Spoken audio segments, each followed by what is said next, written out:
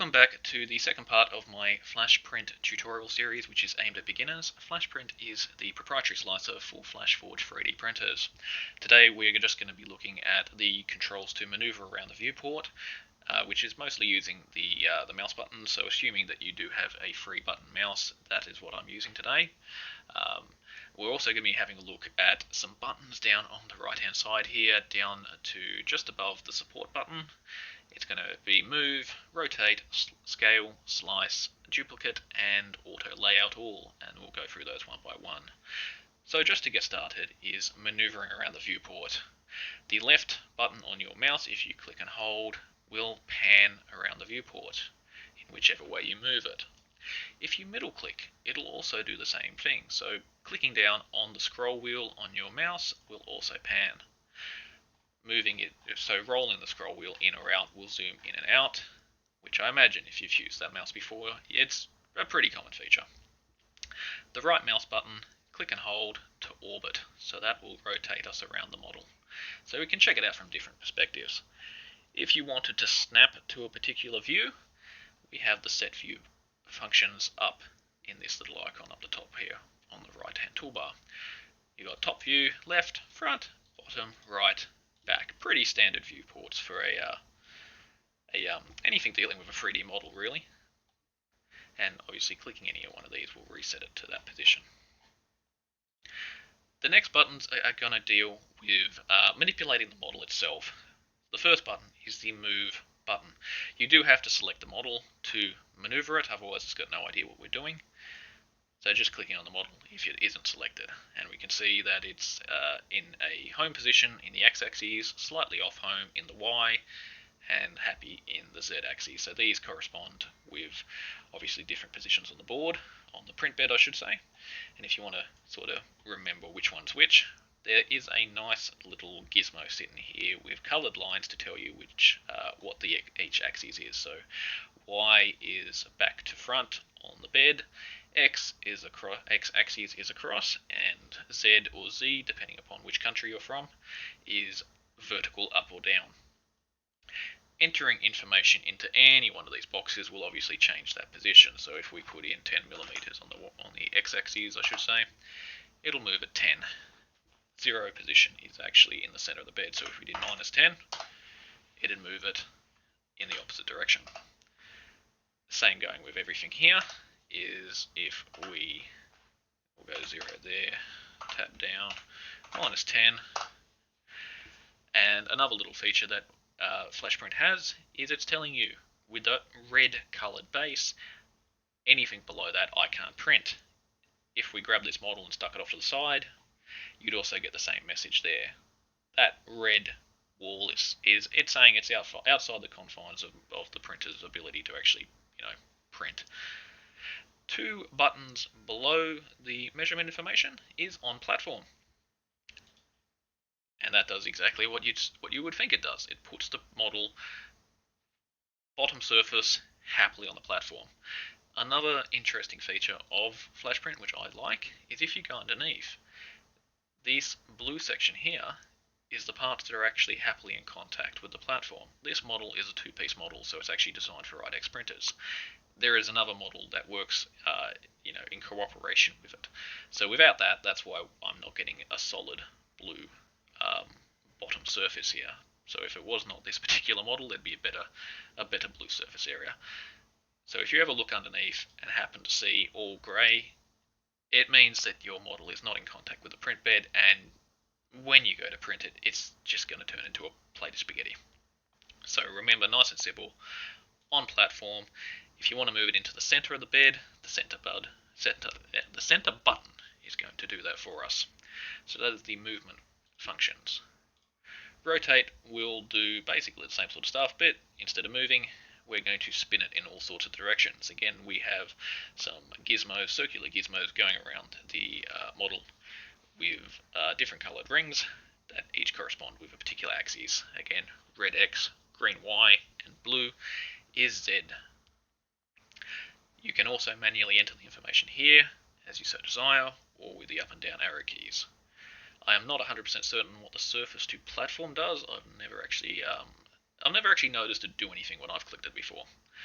The other buttons that I generally find myself using is the 90 degrees. Most of the models that I download or that I have downloaded and seen around, if they're going to be, not perfect for printing, it's probably going to be like 90 degrees out in some way for not perfect for printing. So it's either going to need a minus 90 or a plus 90 or maybe 180 at the worst to get it happy. So just using those buttons are a nice quick way to move it around rather than grabbing a gizmo and trying to get that perfect 90 degree. And you can also do Control Z at any stage to return things to where it was.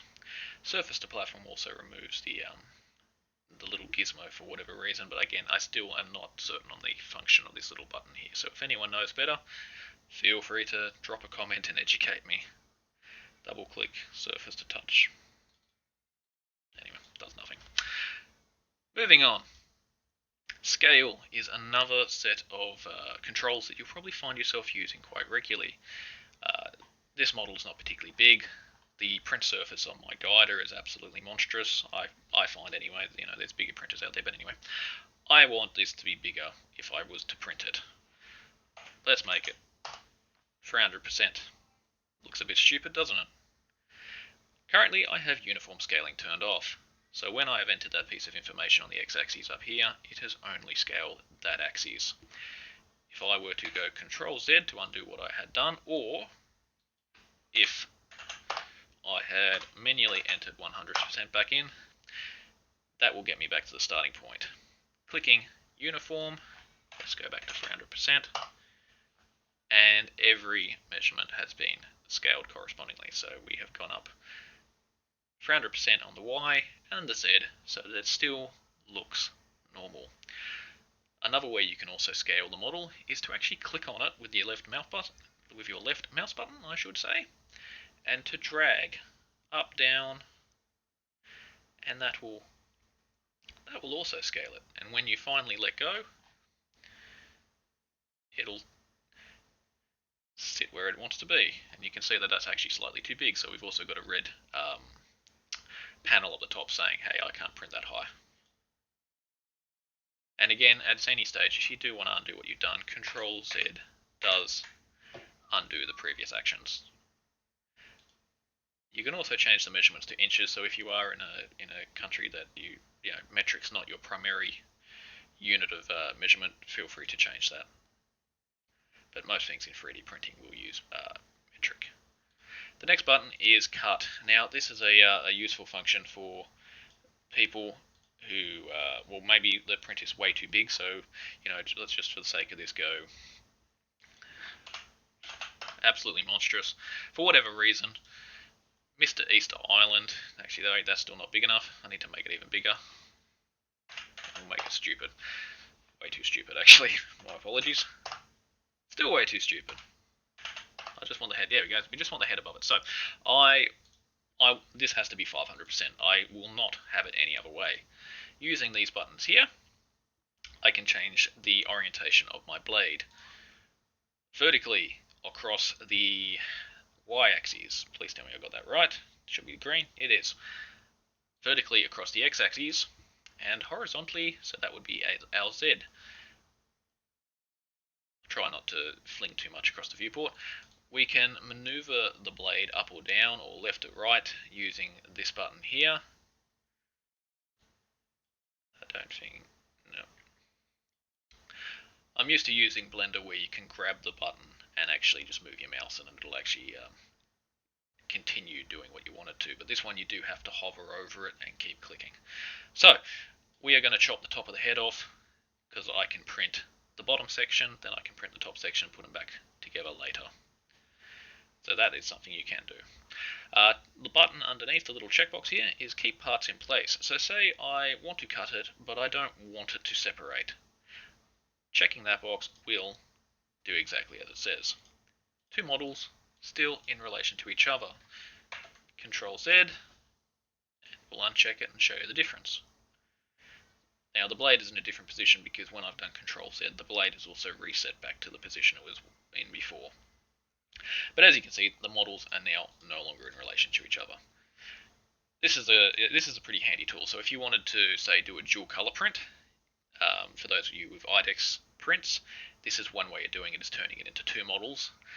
For those who have just got a standard single printhead machine, there is an alternative way to sort of change color mid-print rather than changing the model. It's not something you need to do, so there is better options out there.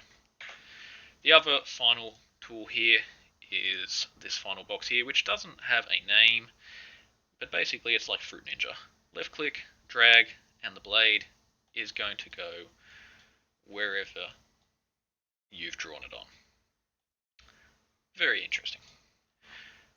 What I need to do now is I need to get this thing back down to normal. Thank you very much. Get it back in the viewport for the next buttons. Duplicate. This will add the count of how many duplicate models you want in here. So 9 is currently entered. It'll add 9 of them, giving me a grand total of 10. And it'll also roughly put them in some sort of semblance of order.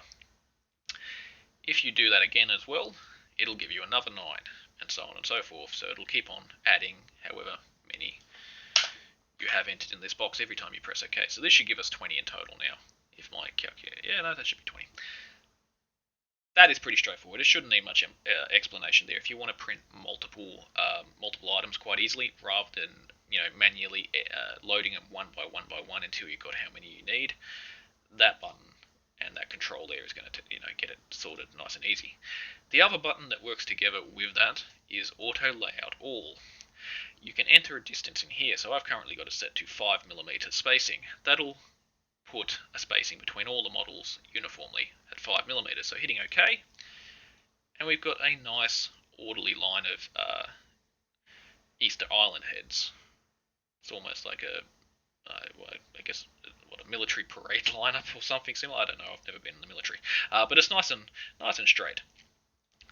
So this just keeps your print bed nice and clean, and can also help with print times. If the extruder doesn't have to travel long distances between models, it can just increase efficiency when printing lots of little items. And that is the majority of the controls for manipulating models within FlashPrint.